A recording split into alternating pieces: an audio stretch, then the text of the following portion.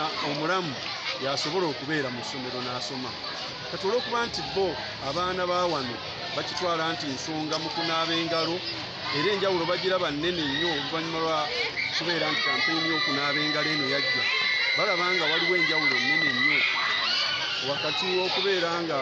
luli bwe kyali, enjawulo nnene nnyo nakati kubeera nti mu kunaaba engalo tebakyafuna birwadde ebyo biva mu bukyafu. Abaana bajjumbidde okunaaba mu ngalo, basookera ku covid, basookera mu covid awo nga banaaba kuba buli omu yali atya covid, nga tunaaba mu ngalo na bino ebintu bino ebyajjira bino, the hand washing facilities ezajjira, UNICEF n'etuwa n'abalala bonna ne batuwa na bino washaloti omugizi nabo ne batuwa. Kati abaana banaaba mu ngalo, naye luli covid bwe bagamba nti eweddewo ate ne bakimala ne bakijjamu enta ne baba nga tebakyafaayo kunaaba mu ngalo. Naye ate eno iwasiwasi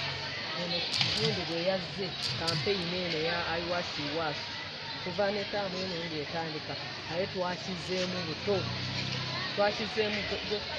twakizeemu buto kati tukikolera ddala. Ndowooza naawe okirabye ng'abaana banaaba mu ngalo, buli agenda okuyingira anaaba mu ngalo, avaawo agenda okugula ekyokulya anaaba mu ngalo, buli